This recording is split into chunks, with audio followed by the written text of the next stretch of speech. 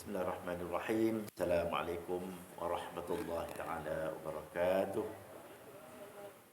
Innal hamdalillah nahmaduhu wa nasta'inuhu wa nastahdihi wa nastaghfiruh wa natawakkalu alayhi wa na'udzu billahi min shururi anfusina wa min sayyiati a'malina. May yahdihillahu fala mudilla lahu wa may yudlilhu fala hadiya lahu. Asyhadu an la ilaha illallah wahdahu la syarika lahu wa asyhadu anna sayyidina Muhammadan 'abduhu wa rasuluh. Allahumma salli wa sallim wa barik ala sayyidina maulana Muhammad wa ala alihi wa sahbihi wa baraka wa sallam, amma ba'd. Allahumma yassir lana wa la ta'sir ala rabbi bil khairil karim, amma ba'd. Saya hormati tafusi masjid kita, tuan imam, barisan ahli kuasa masjid, pada jemaah muslimin dan muslimat, mudah-mudahan dirahmati oleh Allah Subhanahu wa taala. Apa khabar semua? Sihat kan? Alhamdulillah. Puji dan syukur saya dapat kepada Allah Taala dengan izinnya pada dapat saya bersama-sama dengan jemaah sekalian. Setelah tercicir pada kuliah yang lalu tak dapat hadir ya. Walaupun insya-Allah pada hari ini Allah Taala melapangkan masa kita semua ya, terutama sekali saya sendiri dapat kita sama-sama hadir untuk meneruskan pengajian kita dalam ilmu tadabbur surah-surah lazim ya. Yang telah kita lalui hampir separuh daripada surah lazim insya-Allah. Iaitulah kata silap saya sampai kepada ayat At-Takasur. Surah At-Takasur, Alhaakumut Takasur ya. Dan telah pun kita ikuti separuh daripadanya Takasur ni. Cuma takut lupa balik apa cerita takasur tu kan. Boleh saya ambil ke belakang sikit kan. Kita go start sekejap. Patutlah baru kita lanjut ke depan insya-Allah. Jadi takasur itu maknanya kita berlumba-lumba nak memperbanyakkan harta sehingga kita lupa kepada tempat yang kita nak pergi, iaitu ke lubang kubur. Itu maksud. Kita ingat tak lagi cerita tu. Alhaakumut takasur hatta zurtumul maqabir. Kamu dilekakan, dilalaikan oleh persaingan memperbanyakkan harta benda dan anak cucu sehingga zurtumul maqabir, kamu masuk ke lubang kubur atau kamu menziarahi kubur. Zurtu tu kalau makna bahasa makna ziarah.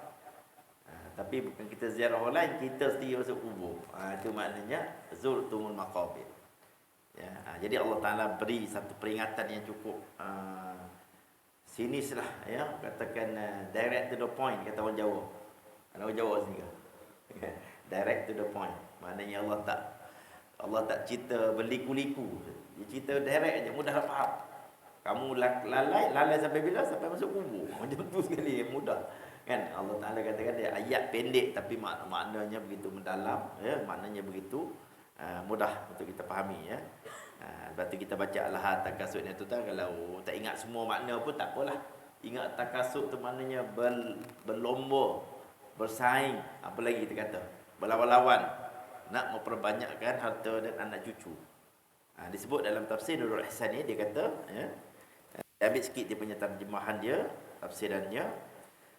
Alhaakumut takasur ini katanya telah melalai akan kamu daripada, lalai apa? Lalai daripada taat Allah. Lalai itu taat Allah. Sepatutnya dia taat Allah tapi dia leka, dia lalai. Lalai oleh apa? Oleh berbanyak-banyak harta dan anak cucu. Dia sebut itulah. Ini bukan saya cakap ni, ini ahli tafsir sebutlah.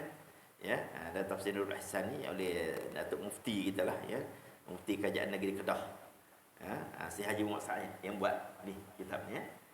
Jadi ini di antara tafsir Melayu yang banyak dibacakan di Masjid Surau. Itulah dia kata ya, telah melalaikan akan kamu daripada taat. Lalai daripada taat artinya sepatutnya kita taat tapi ralik. Ralik, duduk sibuk, duduk perbanyakkan harta dan anak cucu. Dan satu lagi kemegahan. Kemegahan. Ada orang tu dia tak cari harta, tak ramai cucu tapi dia nak megah. Dia nak ni. Megah ni biasanya dikaitkan dengan kedudukan dalam masyarakat, pangkat, kemasyhuran. Dia megah dapat dia naik merak kan, dapat jawatan, mulalah kan. waktu nak dapat jawatan tu, masya-Allah lah semua kan. Ni kita bukan nak mengata orang lah, tapi kadang-kadang ada berlaku itu. Bukan semua tuan-tuan ya, bukan semua. Yang bagus-bagus. Tapi setengah tu, ini kalau kita nak dekat apa ni pilihan raya tu kita tengok kan. Ni bukan sini lah tu, tempat lain lah ya. Maknanya waktu kempen masya-Allah tuan-tuan, ya Allah, kan segala-galanya bagus belaka. Tapi dah dapat tu je, dia hilang. Dia hilang kan. Dekat pilihan raya pula baru datang balik. Dia tu. Tapi dia boleh dapat jawatan tuan-tuan ya, duduk ya dapat jawatan, orang hormat, dapat kereta, dapat driver semua sekali ya. Mulalah naik megah tu. Bagaimana? Megahan dia tu kalau tak dijaga hati masing-masing, maka dia akan jadi macam itulah. Tetapi orang yang beriman, seperti mana kita ambil model yang kita kenal semua, iaitu Sayyidina Abu Bakar As-Siddiq. Kita kenal kan? Khalifah Islam pertama setelah kewafatan Rasulullah, maka Sayyidina Abu Bakar dipilih untuk menjadi khalifah. Bukan dia nak, dia dipilih. Dia pun tak mau. Ya. Sebab Rasulullah tak memberi pesan. Rasulullah tak mewasiatkan siapa penggantinya selepas kewafatan. Jadi, apabila berlaku kematian, maka Sayyidina Ali dan ahli keluarga Nabi ni duk sibuk menguruskan jenazah Rasulullah di rumah baginda ya.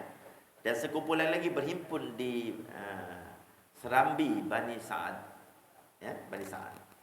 Dia kata Bani Sa'ad dah. Berhimpun nak pilih siapa jadi khalifah. Maka ringkas ceritanya tuan, Abu Bakar terpilihlah. Dan apabila dia terpilih, dia bangun berucap. Dia ucapan dia kata inni qad wallitu fikum walastu bi khairikum. Sesungguhnya aku telah pun dilantik menjadi pimpin di kalangan kamu, tetapi aku bukanlah yang terbaik di kalangan kamu. Apa makna tu? Dia tawaduk. Memang aku dah dipilih, tapi bukanlah aku, I am not the best among you lah. Jawa lagi, kalau Jawa banyak malu ni minta maaf. Tak mau Jawa tu. Jadi aku terpilih, tapi bukan aku terbaik. Mungkin ada lagi yang lebih baik, cuma mereka tak terpilih. Itu makna apa tu? Pemimpin yang tawaduk. Maksudnya ni tak bermegah-megah, dia tak bermegah. Dia sambung lagi. Fa'in wajadtumuni ala haqqin fa'inuni. Kalau kamu mendapati aku dalam kebenaran, maka sokonglah aku. Kalau dapati aku ni dalam kebenaran, aku memerintah dengan baik, aku memimpin kamu dengan baik. Wa'in wajadtumuni ala khata'in faqawwimuni. Atau kama qala Abu Bakar Siddiq radhiyallahu anhu. Kalau kamu dapati aku ni tak betul, kan? Maka perbetulkan aku. Itu pemimpin yang memang betul-betul lah berjiwa besar dan tawaduk. Bukan dia suruh jatuhkan aku, malah perbetulkan aku. Betul kan? Kita kan kalau pemimpin yang cepat nak jatuh pemimpinnya, takut yang naik tu tak semestinya lebih baik daripada yang jatuh tu. Kan dalam Islam dia tak dibenarkan sangat kita ni menjatuhkan pemimpin yang dah dipilih lah. Dia takut yang naik tak semestinya lebih baik. Itu kaedah Islam. Yang mengganti itu belum tentu lagi, sebab ini yang betul. Jadi perbetulkan dia. Kalau kita perbetulkan dia tak mau betul juga, boleh. Buat cerita lain. Berjalan gitu. Cerita pilihan raya tuan-tuan ya. Tak tuju pada siapa-siapa lah tu, cuma saya cakap secara umum lah. Ya, itu kaedah. Jadi tu yang apa tuan? Tak mau bermegah. Jadi di sini nah, takasuk ni salah satunya tuan-tuan, berlumba-lumba nak cari kemegahan duniawi. Kemegahan ni sama ada pangkat, kedudukan, harta benda, kebolehan. Orang ada kebolehan tuan-tuan dia cepat. Itu nak kena hati-hati juga. Orang ada special lah.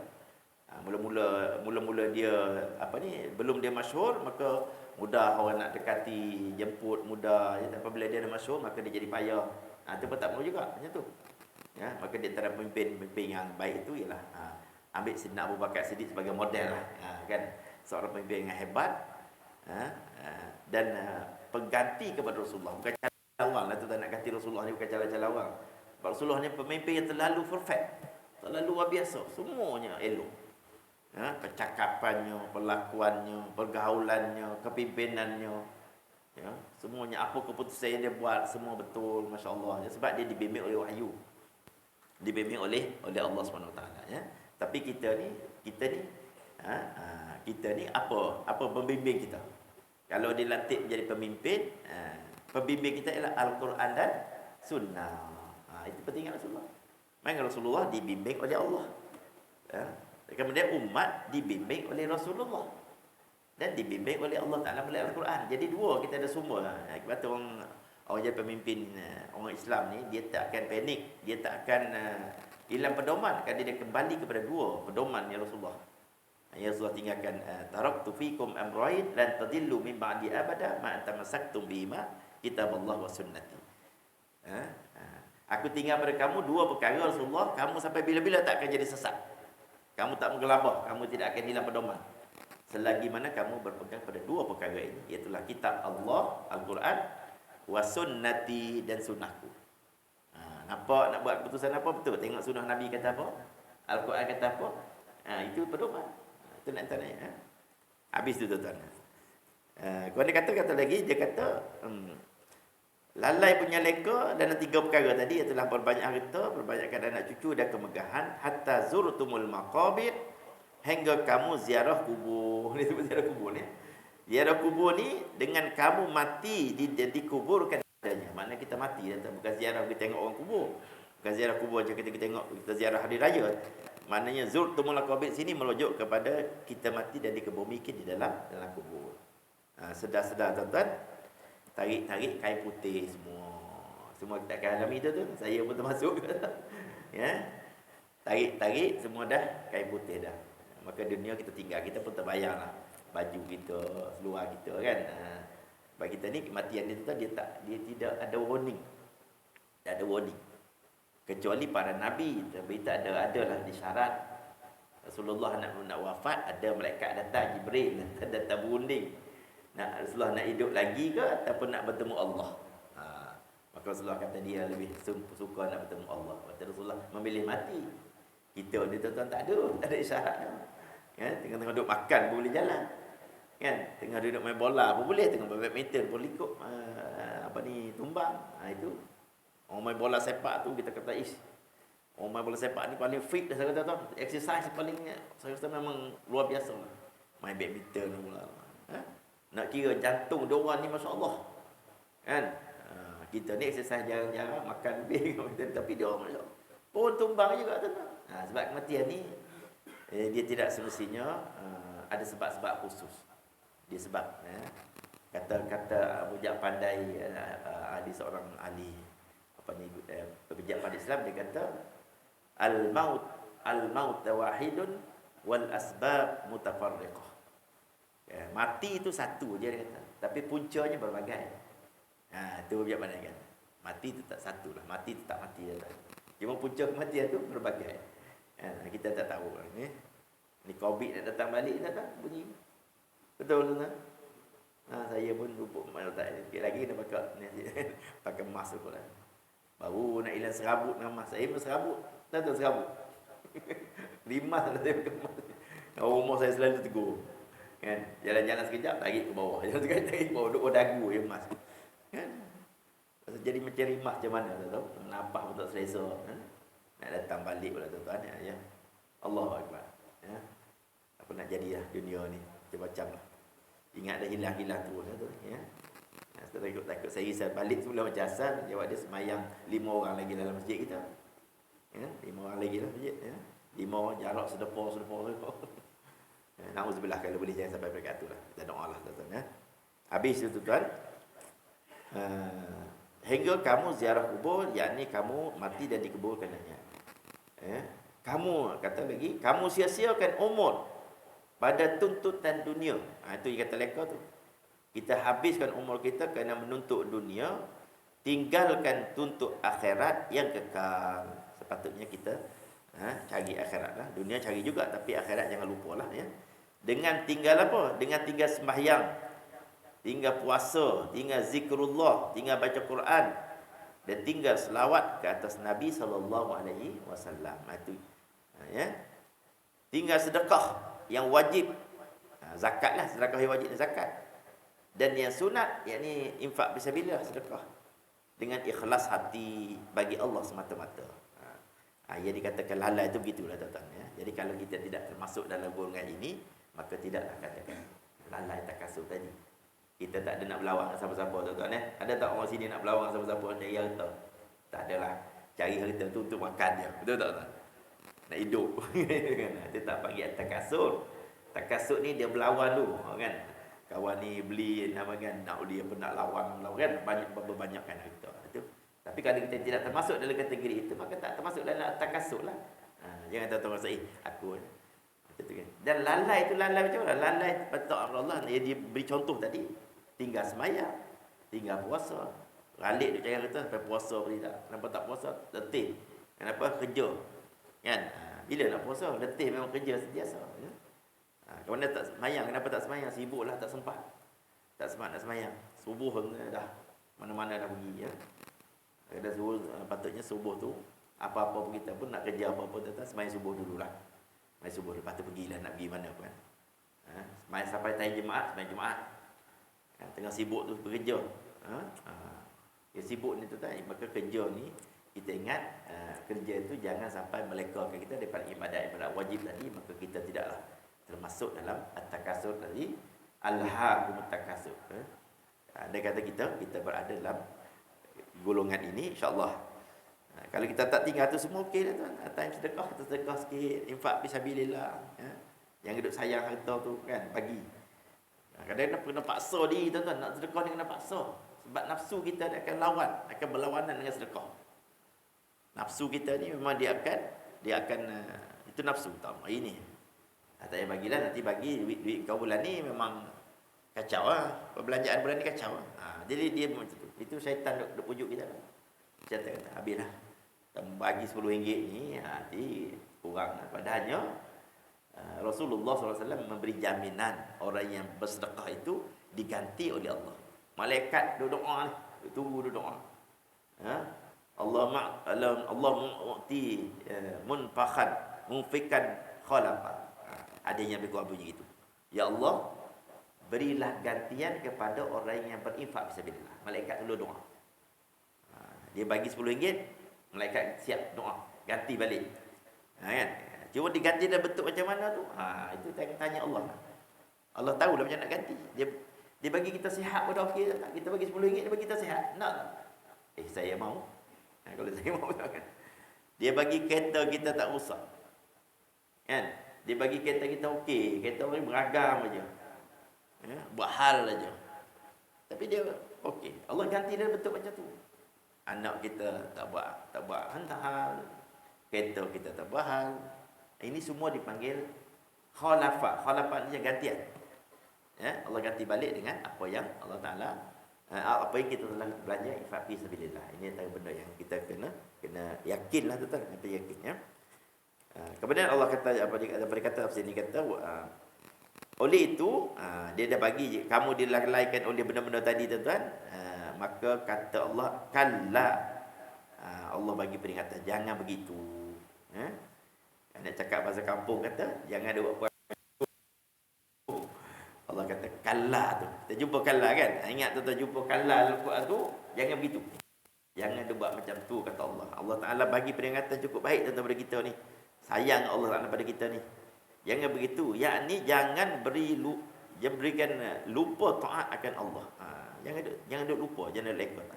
Dengan sebab banyak harta dan anak cucu. Cari harta boleh, ramai anak cucu boleh, tapi jangan sampai lupa akan ketaatan kepada Allah Subhanahu Wa Taala. Yang itu. Kemudian Allah ulang lagi, saufa ta'lamun. Jangan begitu, lagi kamu akan ketahui akan kejahatan bermegah-megah dengan harta dan anak cucu itu. Ya, ketika bila kita akan apa ni? Kita akan tahu ketika tinggal roh daripada jasad. Sekarang ni tak apa tuan-tuan. Ya, sekarang ni okey, relax semua. Tetapi bila roh meninggalkan jasad, pada ketika itu barulah kita rasakan, jangan begitu kan. Nanti kamu akan tahu akibatnya. Bila ketika roh meninggalkan jasad. Sekarang ni okey lagi dah tuan-tuan ya. Kan kita rasa okey, semuanya okey, tak ada masalah apa. Bila roh meninggalkan jasad, maka ketika itu barulah kita nak bayang balik segala harta benda kita yang kita cari itu kononnya tidaklah memberi faedah banyak kepada kita kecuali kita infak fisabilillah. Kemudian Allah ulang lagi, summa kalla. Summa ni kemudian, kalla lagi. Kemudian jangan kamu begitu. Allah ulang lagi, yakni jangan beri apa? Jangan beri nafsu. Nafsu itu bermegah-megah dengan harta. Jangan duk layan nafsu tu. Sebab nafsu ni akan suka memberikan dorongan pada kita untuk kita bermegah dengan harta dan anak cucu yang melupakan kepada taat akan Allah Subhanahu wa taala. Kalau Allah kata saufa ta'lamun, summa kalla saufa ta'lamun, ya, lagi kamu akan ketahui masa dalam kubur pada berhajat kamu kepada kebajikan yang dikerjakan sebelum mati. Kamu akan tahu bila je tuan malam masuk kubur ni, Allah, ya. Kita ni semua akan masuk kubur tuan, ya. Tak tahu siapa dulu. Kan? Kalau boleh tuan-tuan dululah saya last sekali. Itu bahasa lama tu. Kan? Tuan-tuan dulu kau saya dulu. Kalau boleh tuan-tuan dululah saya nak last sekali. Itu berangan namanya, berangan. Kita tak tahu siapa dia kan, tak tahu siapa dulu. Itu ya. Tapi bila dah masuk kubur tuan, inilah dia cerita Allah tafsir dia tengok memang dia bagi direct tuan. Dia tak cerita kias-kias dah. Dia tak kias-kias. Masuklah kubur barulah dia kata, ketika itu kita berhajatlah kepada kebajikan. Allah aku tu kalau bagi ya duit tu kan, tengok pahala ya Allah Tuhan bagi. Banyak kono-kono bersedekah ni. Banyak zikir ni, zikrullah ni. Subhanallah wa bihamdihi, subhanallahil azim. Kita ucap kalimah macam tu. Dulu malas nak sebut. Malas. Sama lah saya pun macam tu juga. Tak pernah nak rajin. Padahal benda tu tak payah keluar belanja pun. Itu dipanggil kebajikan. Kenapa? Kerana Ghalib dia bekerja, Ghalib duk cari harta, jaga anak cucu, sehingga lupa nak sebut kalimah-kalimah yang mudah-mudah. Yang Nabi kata kalimatan khafifatan 'alal lisan wa saqilatan 'alal mizan wa habibatan indar rahman subhanallah wa bihamdihi subhanallahil azim. Dua kalimah ringan mudah nak disebut tetapi berat pada timbangannya, disukai oleh Allah. Itulah subhanallah wa bihamdihi subhanallahil azim. Saya dah sebut banyak kali lah.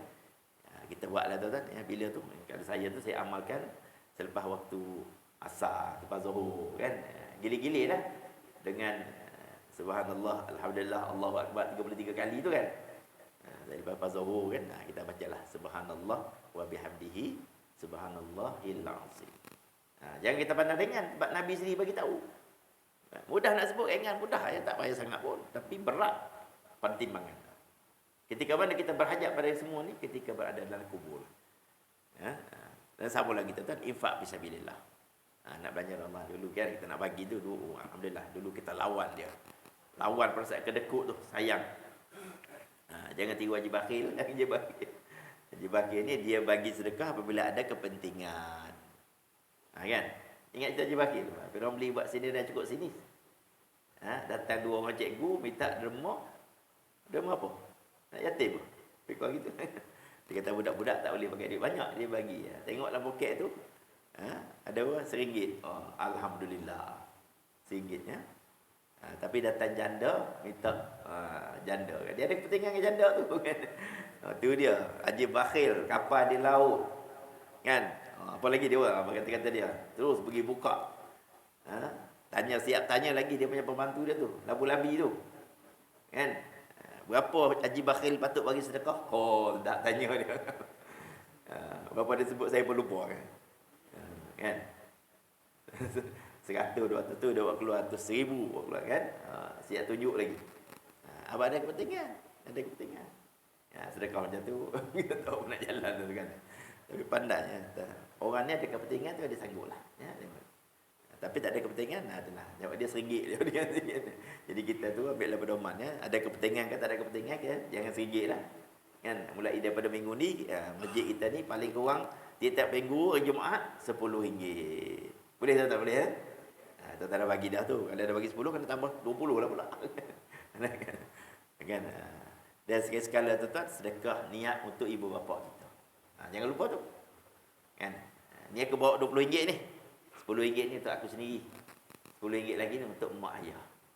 Sebab sedekah anak-anak ni tuan-tuan insya-Allah ada nas mengatakan sampai kepada mak ayah kita. Dia tak boleh buat apa dah. Kan? Saya bawa mengharap anak-anak lah untuk bersedekah fisabilillah kalau ada yang ingat kepada mereka jasa-jasa yang telah diberikan ya. Kemudian kata apa lagi? Dia kata ketika mana berhajat ya kepada dia ketika mana berhajat ketika berada di dalam kubur itu ya. Jadi dikata akan kamu ketahui saufa ta'lamun, kalau kamu akan ketahui masa dalam kubur pada berhajat kamu akan kebajikan yang dikerjakan sebelum mati. Kemudian Allah kata kalla lagi. Kalau berarti kita jumpa dalam Al-Han ni beberapa kalla kan. Kalla law ta'lamu, kalla saufa ta'lamu. Dia ada beberapa kalla itu. Maknanya sebenarnya Allah kata law ta'lamuna ilmal yaqin.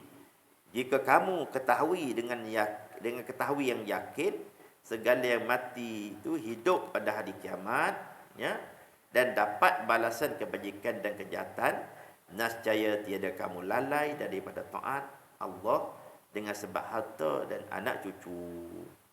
Kalaulah kita tahu tu, kita yakin dengan seyakin-yakinnya bahawa mati itu akan hidup semula pada hari kiamat dan akan menerima balasan. Kita yakin ke tak yakin? Yakin. Pasti kita akan buat benda baik. Kan? Ya tak berapa nak harap lah. Yakin tak yakin? Ya tak ya, ya tak ya, tak ya. Ya ke betul kan ustaz cakap tu. Sebab ustaz cakap ni, dia tak cakap sendiri. Dia bawa daripada kitab lah. Kan? Sebab saya pun tak tahu, tak berani nak cakap ni. Benda macam ni tu. Kecuali ada dalam kitab. Kita tolong hurah je lah sikit-sikit, tambah-tambah je. Tapi tu, mana orang yang yakin tu tuan-tuan ya. Tu yakin, perkataan yakin dia tuan-tuan, bukan main-main. Yakin ni.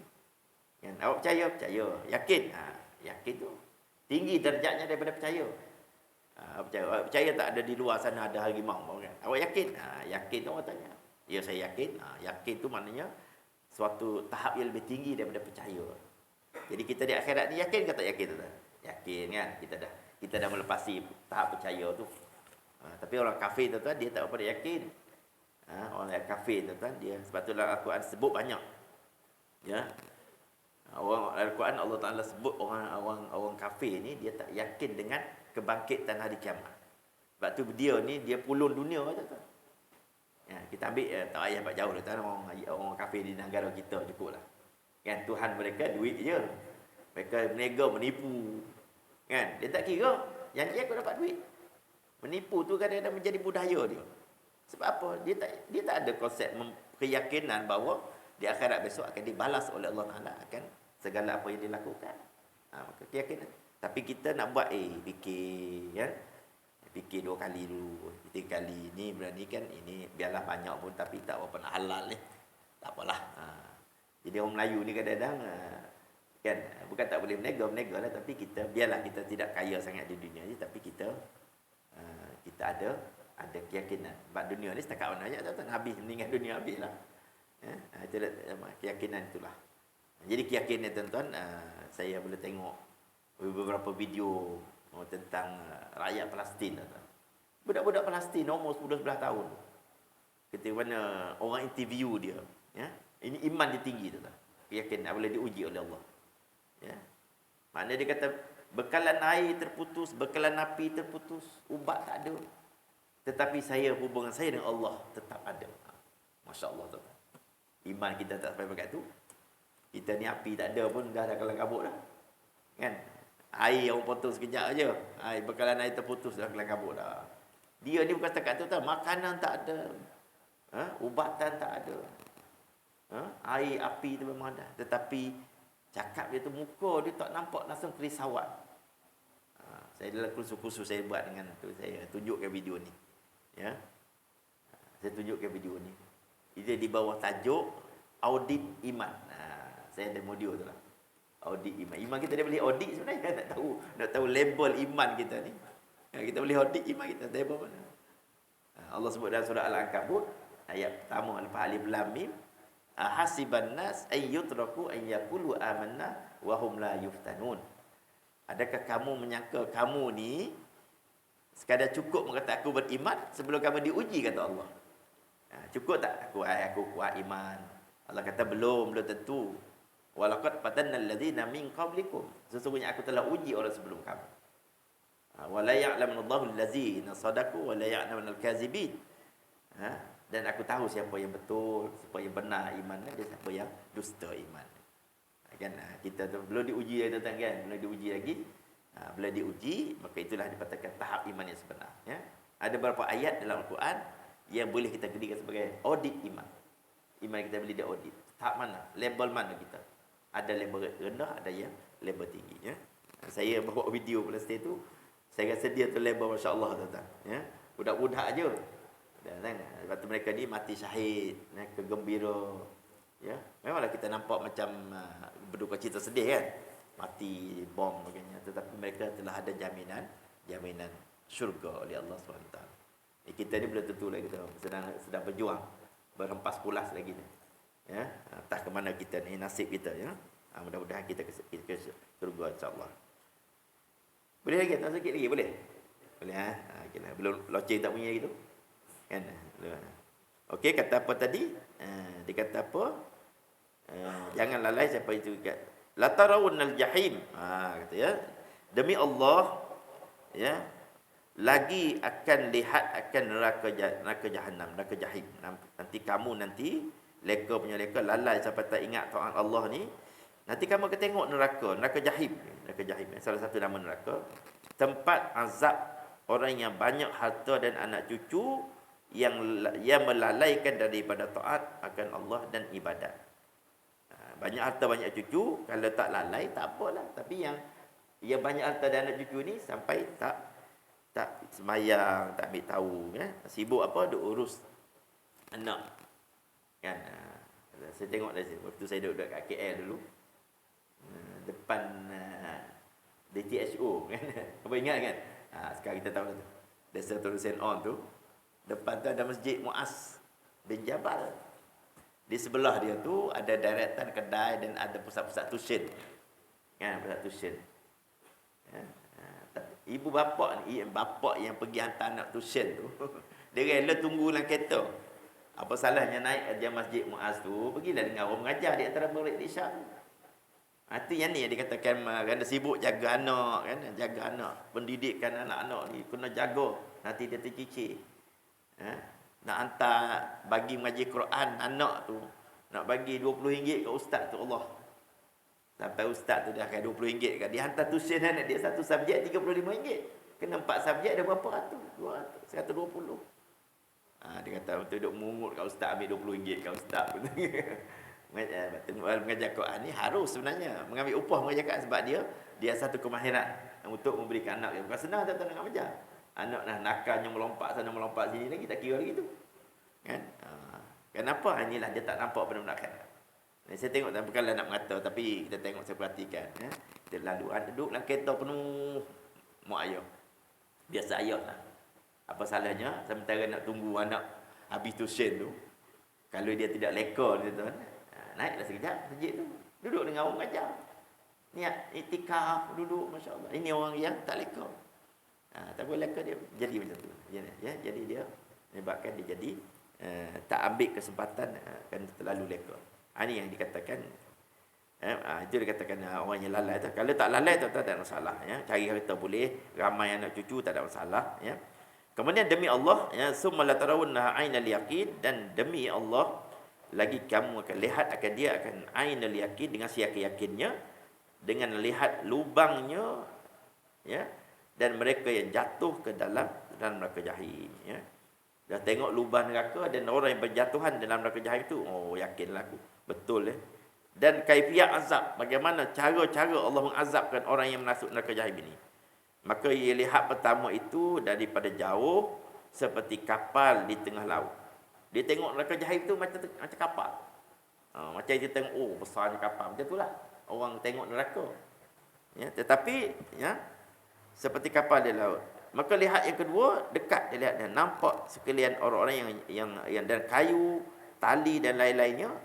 Maka segala orang mukmin lihat jahim itu daripada jauh. Alhamdulillah tuan-tuan, orang mukmin dia tak pergi dekat tengok neraka jahim. Malaikat beritahu, Allah beritahu mereka, jauh tengok. Tetapi orang kafir, kata Allah, ya, kata kitab ni, dan orang kafir lihat dia dengan ainul yakin, dengan dekat, kerana mereka masuk di dalamnya. Orang kafir tu, ya.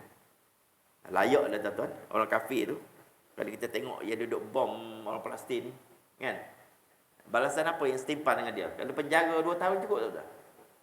Ya, penjara 2 tahun. Hukum bunuh pun tak sepadan lagi. Kan? Jadi bila masuk neraka ni, duduk dalam neraka, tengok lubang neraka, barulah padan dengan kejahatan. Sebab tu balasan di dunia ni tuan, yang bunuh orang ramai-ramai macam tu. Ingat rejim Pol Pot ni, 1 juta. Tuan pergi Vietnam, pergi tengoklah. Macam mana dia menyeksa orang. Bukan dia bunuh orang, macam bunuh, potong mati tembak tak. Kita pergi tengok benda-benda yang dia gunakan untuk menyeksa orang. Orang Islam itu banyak kena tu. Ya, itu orang macam tu tak padan. Tak tembak mati dalam penjara seumur hidup tak cukup. Maka yang selayak dengannya lah di akhirat besok lah. Allah Ta'ala masuk neraka tu, masuk dalam tu barulah orang kafir, inilah sewajarnya, sesuai mereka kejahatan yang mereka buat di atas dunia ini, ya. Demikianlah juga syurga. Syurga dia tu, orang kafir, orang tak masuk syurga, dia tengok jauh aja. Macam dia tengok kapal di tengah laut, macam itulah. Tetapi orang mukmin, masya-Allah, dia tengok syurga, dia masuk dalam syurga, maka dia tengok syurga begitu banyak sekali Allah Taala sediakan pada kita. Sumalatus alunna yauma izin anin naim. Kemudian lagi ditanya mereka itu dari segala manusia, daripada segala nikmat di dalam dunia dulu, ya. Tuhan bagi nikmat kepada kita ni tuan, dia tanya jugalah, ya. Dia tanya balik. Ditanya apa? Daripada mana makan minum kamu tu dulu? Dulu kamu sehat. Sehat pun tanya juga tuan. Sehat tanya. Dulu sehat, kenapa kamu tak semayang? Apa tu sehat dulu, ya? Harta kamu, umur muda kamu, umur panjang. Umur panjang tuan, tuan tanya juga, aku bagi umur kau panjang ni, kau buat apa? Jadi itulah. Saya main golf lah tuan. Main golf. Ibu saya bercocok tanam, kan? Cocok tanam tu boleh tahan lagi lah, tak apalah. Saya jangan sampai tak semayang lah, cocok tanam tu. Sibuk jaga kebun, musangking tak musangking, sampai zuhur ke mana, asar ke mana, masjid ke mana, surau ke mana. Tu tuan tanyalah juga doktornya, umur panjang, ya. Umur panjang ni satu amanah dan satu anugerah. Anak cucu yang ramai diberikan juga, dan banyak dia kata, banyak ilmu, banyak ilmu pun tak amal, tak digunakan, ya, tak mengajar orang sebagainya pun ditanya juga, ya. Sebab tu ustaz-ustaz dia kena turun ke medan masyarakat. Tidak dipanggil syaitanul akhras, syaitan bisu. Orang ada ilmu duduk dalam kampung tapi tak terjun dalam masyarakat. Sedangkan masyarakat memerlukan bimbingan banyak lagi. Maka dia kena turun, ya. Penat-penat sikit berturun. Dan juga kebesaran ini pangkatlah tu. Kebesaran seperti mana ditanya akan harta, ya. Ditanya juga benda-benda tadi tu. Di samping tanya harta, umur panjang dan kebesaran yang Allah Taala bagi. Daripada mana kamu dapat, dengan apa jalan harta kamu tu, daripada mana kamu dapat harta tu? Berniagakah? Dia tunjuk, dia buat contoh sini. Kamu niaga ke? Ya berniaga, saya berniaga. Okey. Berbendangkah kamu? Saya buat bendang. Ataupun curikah kamu? Kamu curi ke harta tu? Ataupun tipu? Ditanya semua lah besok, ya. Atau riba, ya, riba. Kita ni bukan buat riba tuan. Kita ni terkena sisa-sisa riba. Betul tak tuan? Kita bukan memberi pinjaman kepada mengambil riba. Kita ni ialah orang yang terkena. Pinjam bank, kenalah riba, ya. Kecuali kita masuk bank-bank yang ada Islamic counter tu, kan. Kita ada pilihan sekali tu. Carilah yang itulah. Itu dah ada jaminan lah. Dia panggil, ada lembaga syariah dia panggil. Dia ada penasihat syariah, dia kata. Kita pinjam bank, muamalat ke, bank Islam ke, ya. Bayar lebih kurang sama je. Tapi kenapa jadi halal, kenapa jadi haram? Kerana dia ada akad. Akad tu dah menjadikan muamalat kita, urusan tu jadi Islamik. Ya, ibarat saya sekali ditanya apa perbezaan di antara bank Islam dengan bank konvensional ni. Saya kata mudah je nak faham, di antara ayam sembelih dengan ayam tak sembelih. Dua-dua ayam.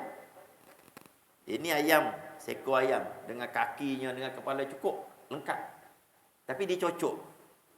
Dah cocok kan? Ayam cocok. Tapi yang ni sama juga, kaki yang sekali, tapi dia disembelih. Harga sama-sama sekilo RM8 ke RM9. Jadi sekilo RM8 RM9. Kenapa yang ni jadi halal, yang ni jadi haram? Kerana apa? Sembelih. Maka sembelih itu dipanggil syariat. Kan?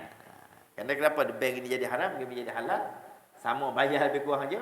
Kerana ini dia ada akad mengikut hukum syarak. Ya? Yang ni tidak ada akad. Akad ni tuan dia penting. Akad tu maknanya persetujuan kita bersama di atas dasar. Begitulah. Kita ni masuk. Cuma kalau kita ambil bank yang bukan Islam ni, bank konvensional ni, mendukung institusi ribawi dia panggil. Kita ni mendukung institusi riba. Itulah kita ni. Loceng punya tuan. Boleh saya habis sikit, ada 5 baris boleh tuan? Kita habis halalan dah ni. Bagi lagi kita bantu tunjuk lainnya. Dia kata riba kah kamu ataupun kamu berkebun? Berkebun okeylah. Kamu cari harta cara mana? Tipu orang ke? Berkebun ke, berbendang ke? Dan pada yang dibelanjakan. Kamu belanja duit ni dapat je nah. Perbuat masjid ke, madrasah ke. Dia buat contoh ni. Contoh praktikal tu. Contoh-contoh yang ada. Kamu dapat duit tu, ada tak bagi masjid sikit? Buat masjid. Orang nak buat masjid, kita bagi. Madrasah ke. Ataupun belanja pergi ke Mekah, ke Madinah.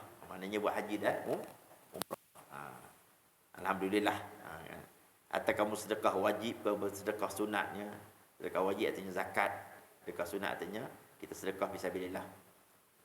Atau kamu beri makan fakir miskin, anak yatim. Alhamdulillah. Duit aku ni kita dapat, aku bagilah orang susah, aku bagi.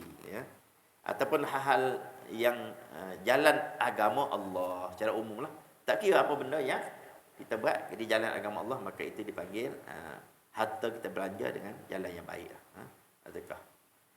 Demikian nikmat yang lain itu, jika ada berbetulan dengan hukum Allah Ta'ala, maka padanya, pada ambil dan dibelanjakan, maka itu kita dapat pahala lah. Lepas ia daripada neraka. Dia belanja tu kena dengan hukum Allah. Jangan jika tidak begitu, nascaya masuk ia ke dalam neraka lah. Maka soal itu umum untuk orang mukmin dan kafir di tempat hisab. Di tempat hisab dia tuan ada semua ditanyalah. Tetapi soal orang kafir ni tafriq yang menyusahkan. Besok nanti dihisap di padang mahsyar, tapi dihisap orang kafir ni tuan dengan hisap yang sangat susah. Sangat susah. Dan kerana apa? Kerana dia kufur akan nikmat Allah dan dia buat maksiat. Dan soal orang mukmin itu tabsyir. Yakni orang mukmin ni dia tanya dia soal tapi dengan wajah yang baik, dengan suasana yang mengembira. Kan tanya juga tapi cara tanya tu berbezalah. Macam orang salah, orang tak salah. Kan kita tengok kawan lalu melintasi immigration, kita tak muka orang baik, dia tanya pun jahit. Tapi nampak bawa barang salah tu, dia tarik macam-macam kan, dia buat soal. Itulah macam tu lebih kurang tu dia. Itu dia tafsir, dia menyukai dengan dihimpunkan akan segala nikmat itu di dunia dan akhirat. Dihimpunkan baginya nikmat di dunia dan akhirat. Alhamdulillah. Maka inilah tuan-tuan sebagai habis lah. Alhamdulillah. Habis juga orang saya ingat saya tak habis pasal panjang juga tu. Dan syukur kepada Allah Ta'ala. Jadi sebagai pengajaran rumusannya tuan-tuan. Maknanya Allah kata janganlah kamu dilekakan oleh persaingan. Persaingan itu dia sebut 3 perkara lah. Pertamanya cari memperbanyakkan harta, memperbanyakkan anak pinak, anak cucu, dan bermegah-megah dengan pangkat dan kedudukan. Sehingga lupa pada taat pada Allah.